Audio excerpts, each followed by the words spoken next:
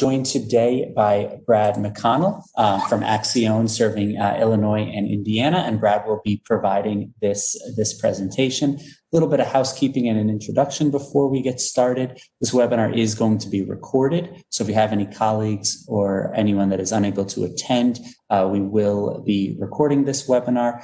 Also, a big portion of this webinar will be answering questions. So you can use the chat function here in order to ask questions. You can find the chat. I'm going to type into the chat right now. Please use the chat again for questions, and we'll have some time at the end of this webinar. Brad and potentially myself will help answer questions. Today's webinar is all about the Chicago Hospitality Grant Program. This is a $10 million grant program that was announced by Mayor Lightfoot just last week that is now open for application for grants of $10,000 each to bars and restaurants that have been greatly impacted by the COVID-19 pandemic. Brad is going to walk through eligibility criteria, how to apply, and a couple frequently asked questions. And then again, we'll have some time for questions at the end. Brad is, as I said, is with Accion, serving Illinois and Indiana. They are the partner that the city is working with to administer these grants and to get them out to folks that really need them as quickly as possible. So I want to thank him and his team for all their hard work helping out here and for helping with these webinars. So without further ado, I'm going to pass it over to Brad. Thanks, Brad. Thank you, Isaac. Good morning, everyone. And first and foremost, thank you for running good businesses. An incredibly difficult time to do so, given all of the things that we're all fighting. So again, my name is Brad McConnell. I'm with Accion. We are the partner with the city in order to get these dollars to our restaurant and bar owners in the city of Chicago as quickly as we can. So a couple big picture facts to keep in mind. Number one, the application for this grant is now open. The application will remain open until November 23rd, end of day. Everybody who applies between now and then will be treated equally, but we do encourage everyone to apply fully. So if you only do half of what's required, it's going to be much harder for us to provide you with the funds. So we're going to walk through this application quickly so that we can get to your questions. Make sure you know exactly what it is that we're seeking to accomplish here. So let me share my screen.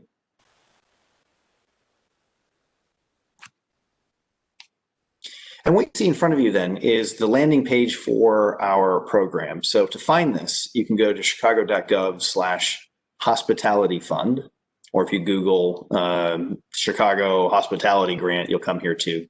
This is the page which shows the basic information that you'll need in order to know whether or not you're eligible. And so I'll encourage you to spend a minute reading through these. There's a couple interesting stories in here that try to get at what we're trying to accomplish. There's also a link, just by the way, to the parallel program that we're helping the state run, which is the Business Interruption Grants Program. You can see that link right there at the DCEO webpage. But most importantly for today, we see the bottom of this page is that there is a link to the application in English and Spanish, and also a separate link to the eligibility and FAQs. So we're going to start by going right to the application.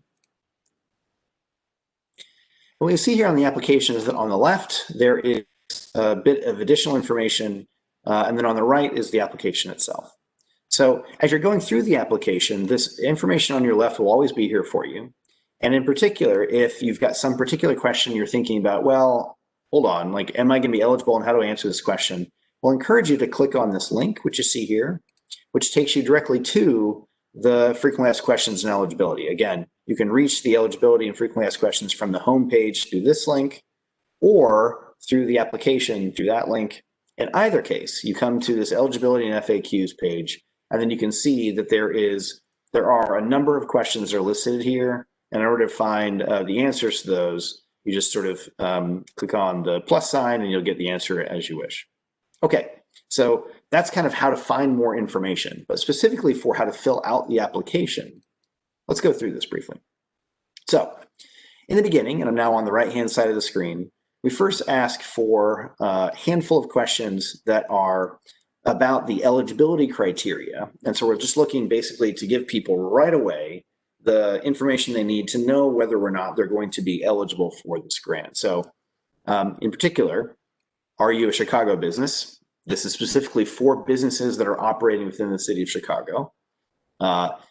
This is for people who either are running an independent restaurant and bar, or someone who's running either one or two locations of a chain. And so we ask, are you a part of a regional national chain? If you answer yes, then we will ask, do you have less than three? Right. And if you don't have a chain at all, just answer not applicable here for that question. Okay, now on size.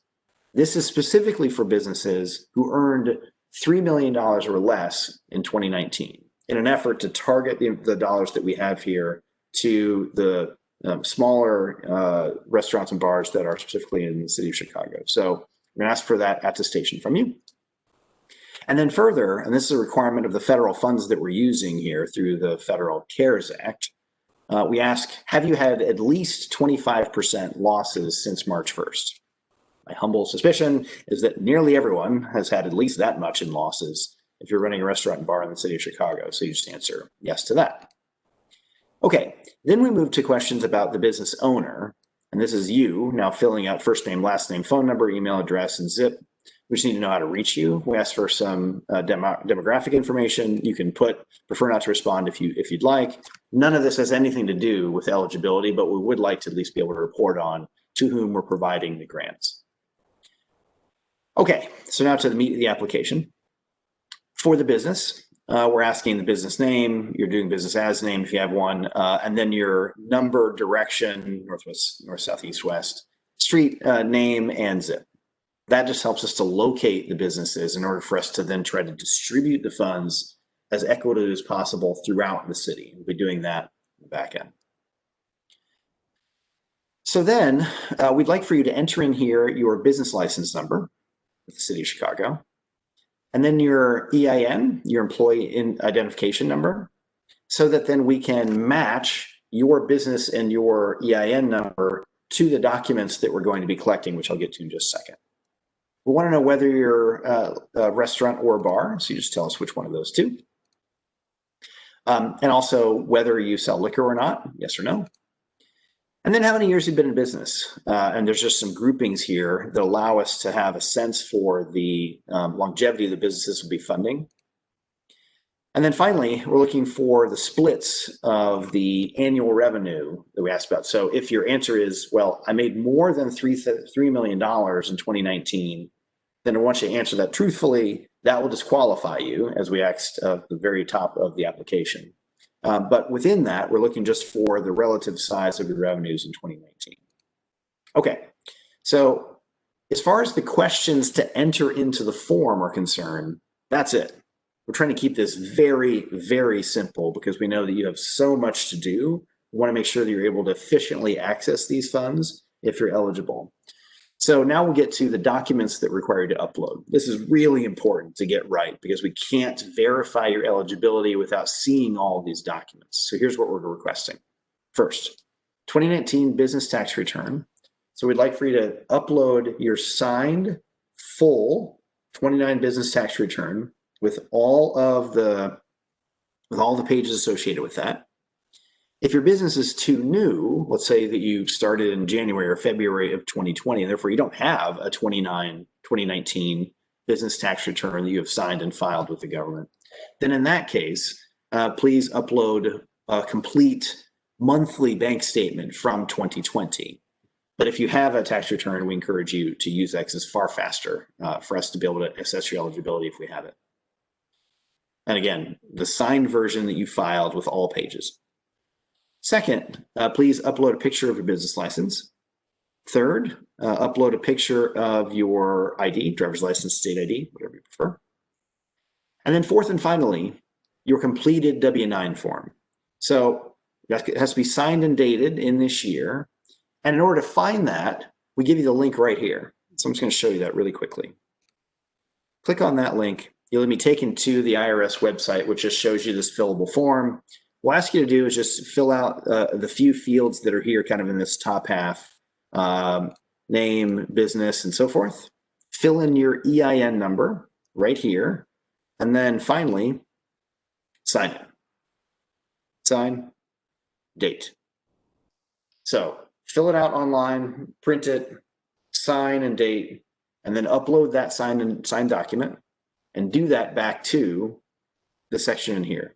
In order to provide these documents, you can either drag them from a file folder or from your desktop into this space, or if you prefer, you can click on that, and that'll show you just the usual dialog box, and you pick the 4 documents that are ready for you, and that'll help them to be uploaded there. Finally, in order to be eligible for the funds, you need to click on these 2 boxes to provide an attestation of all the things that you see here. And again, we're asking you to attest to the fact that you meet the requirements that the federal funds require. And then also, we need you to acknowledge that you understand the false statements ordinance and that you are in compliance with it. And this is a requirement of the city. So you got to click both of these. Thing. In order for us to provide you the funds, we got to know where to route them. So bank name, bank account number, and your bank routing number. Those are the 3 things that we need there. All of those are to be found on a paper check. And I'm sure if you have any questions on that, of course, we can help answer those. If you'd like a copy, you can click that. Once you've filled out all of those fields, each one of which is required is marked by this red star, click submit, and we have your application.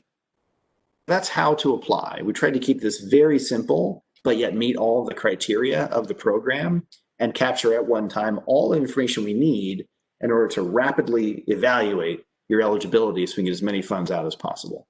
Altogether, we're seeking to do about 1,000 grants of $10,000 each, so that's $10 million. All of those funds need to be in your hands for all of those grant winners by December 18th. And so we've got a lot to do between now and then, which is why it's so important for you to fill out the application fully. One more word about the process, and then we're going to stop and go to questions.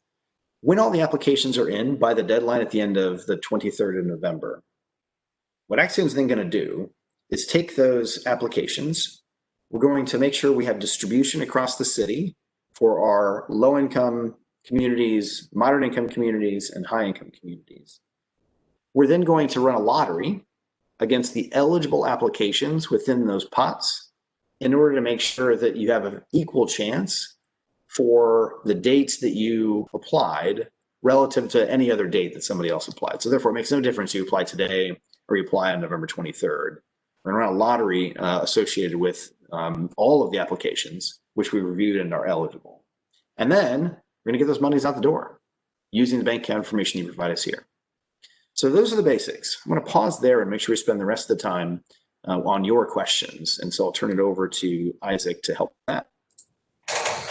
Great. Thank you, Brad. We do have a couple questions coming in. Just a reminder, everybody, to please use the chat if you have any questions. Again, there's been a few coming in that I'm going to ask Brad now, but if you have any other questions, please do submit them. And Brad, can you also show people on your screen how to submit questions directly to Accion? Because some folks may have more detailed questions or something that we're unable to answer on this webinar. Can you just show people where that question submission form is? Yes, thank you. So within the eligibility and FAQs page, which we referenced before, there's the very first question. What if I need help completing my application? Well, if you just open that, you'll see that there is a form in either English or Spanish, very simple. Click on that. You're just prompted then to tell us your name, your business name, your address, and then just type in your question right there. If you have a document you want to show us, you can do that, but don't put your documents into your application, not here. But this is where you type. So my question is, and then click submit. Whatever it is that you want us to help you with. We have a team who is monitoring all of the questions that come in via this help desk form so we can get back to you individually with your questions. Isaac, thank you for that prompt. Yep, no problem. Just want to make sure in case we don't get to all the questions or unable to answer them. First question, and this I've actually gotten 2 variations of this. I think it's a great question. If my restaurant has received $10,000 from the city grant previously, I assume from the Together Now Fund, or really any other grants or loans from the city or from the state, are they eligible to receive a grant from this program? Absolutely. We all acknowledge that every single program that we run 14 of them, even with all of those dollars we're trying to get to small business owners, it's not enough. So we encourage you to apply even if you've received funds elsewhere. The most important, and frankly, the only real caveat here is that as you're evaluating whether or not you can attest to this legal attestation down here about the fact that you've had greater than 25% losses, you need to make sure that for all dollars that you've received in grants, that you have sufficient losses to justify all of those grants.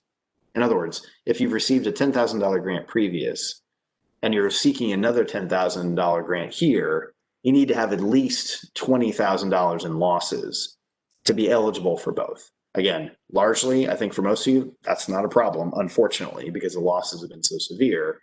But it is important that the federal government prohibits anyone from receiving the same dollars twice for the same costs or for the same losses. So provided that you have at least enough losses to justify all of those grant dollars you've gotten, you're fine and you should apply. Great, thanks. The next question, the application asked for a signed copy of a 2019 business tax return. If the business has an extension and has not filed yet, would 2018 tax returns work? They would. I think in that case, we'll ask you to do two things. Give us the full 2018 tax return, all pages signed. And then also please just provide a single 2020 bank statement. And the reason why we'd ask for that is that if you can't provide us with a 2019 tax return and all you have is 2018, we need some additional evidence that you're still an operating concern in 2020. And a business bank statement from some month in 2020 will suffice, any month, March or thereafter.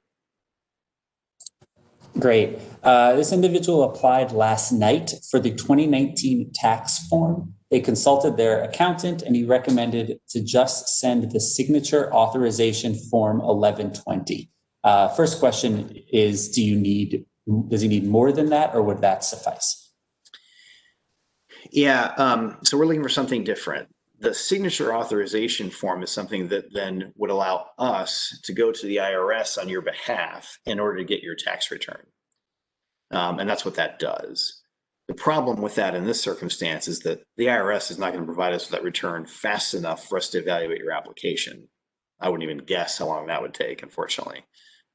So it's really important for you to just provide us directly with your PDF signed uploaded version of your full tax return so that you don't unintentionally get stuck not having a full application for this grant because the IRS was too slow. And then I guess the follow-up to that question is, what should this individual or any individual do if they have submitted an incomplete application and need to submit a complete application? Yeah, if you have an application and you think, either I made a mistake or I didn't submit all of my documentation, the smart thing to do in that case is to just fill out a brand new application in full and make sure that that brand new application has absolutely everything that's necessary in order to be eligible. On the back end, we're going to be checking for duplicates using the EIN number, which we pick up right here, which you can see is required. And using the EIN number, if we see two applications from the same EIN, we're going to use the last uploaded application and eliminate the earlier one under the assumption that no one would have done it twice if the first one was correct. Great, thank you. Can you just clarify, and I know you spoke about this, if an establishment has 3 locations, is that okay, or do they need to have 2 or less? 2 or less. Great. Here's a question, and this is one that may need a little bit of follow-up. An individual has a paid online receipt for a business license, but does not have a license as of now. Can the paid receipt be used, or do they need to have the license itself? That's an interesting question. I suppose in the absence of having the actual license, then the next best thing would be both show us the paid receipt that you have the license, you just haven't received the paper copy of it yet, and then also be sure to enter in your new license number in this box right here, where you see the prompt to do so. That then will allow us to go back and double check with the BACP licensing database that you have in fact secured that license, even if the paper hasn't arrived. Right. And I think I'll just clarify or just add from BACP, the important thing is that you do have a license. If you are in the process of getting a license and you don't have it yet, unfortunately, you would not be eligible. You do need to actually have that business license. Now, if you have, if you have paid for it, you've received it, you just haven't actually gotten it in the mail yet, that's a little different. And that's something that we can check. Related to that, if an individual has 3 different licenses, tavern, PPA, and food, do we need all 3? Brad, do you want to take a first stab at that and then I can add? That's a good question. Yeah. I think, I guess what I'll suggest is that there's no harm in providing us with your multiple licenses so that then we have all of the documentation we would need in order to evaluate your application based on the EIN number that you place into the field you see in front of you. So Isaac, does that sound about right as a policy matter? Yes, and from the important thing, and it's in the eligibility criteria, establishments need to have either a retail food establishment license or a tavern license. So as long as you have one of those, that would suffice. But to Brad's point, including all of them would be certainly helpful. Yeah. Question there, do you need both a City of Chicago and Illinois license? We will, and I'll take the first stab at this. We will be looking for the City of Chicago license. Right. Correct, Brad? Right. Great. Here's a question. What if a business was recently closed as a result of the governor's most recent order for no indoor dining? Can you answer that, Brad? And then also talk a little bit about the criteria for if a business is fully closed at this point. Yeah, so we absolutely recognize, and in fact are motivated to do this program in the first place because of the fact that so many businesses are struggling and in fact may have no revenue at all.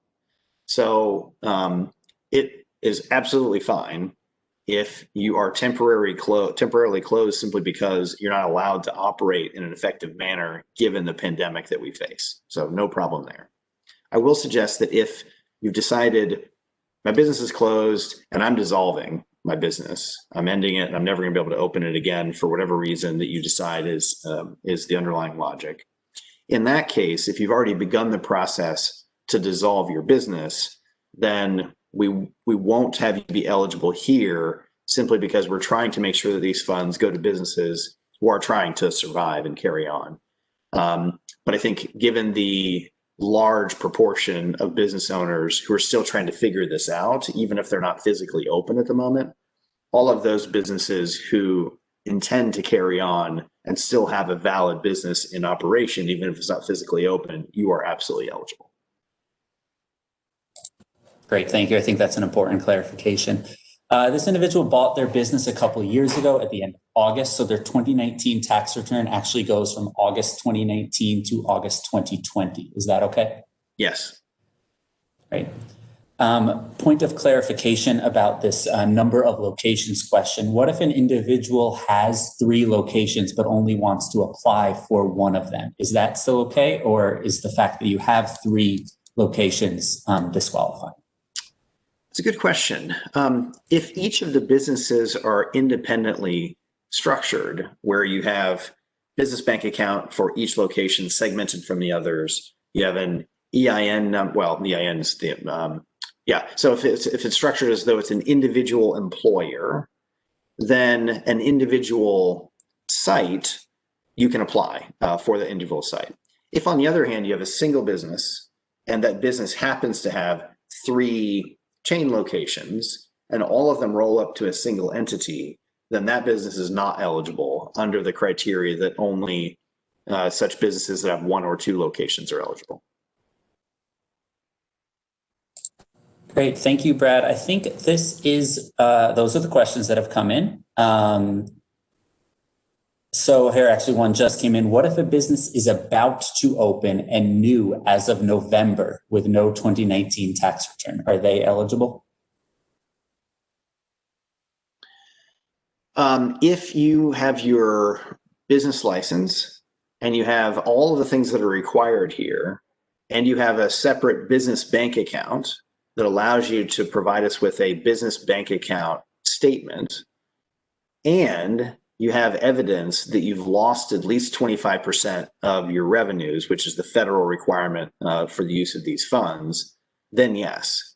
If you've had no losses at all because you haven't opened yet, then you won't be eligible for this because you won't meet the criteria of loss that the federal government requires.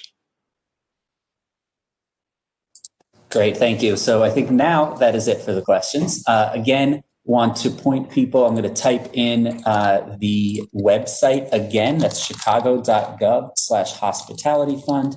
You can find the Q&A or the FAQ eligibility criteria. Click on the application there. You can also find the ability to, I'm sorry, I sent that to the wrong thing. You can find ability to submit additional questions if you maybe have something that is very, very specific that you did not ask on this webinar, or if something comes up that you did not think of over the course of this webinar, please use the, please submit the question via chicago.gov/hospitality fund.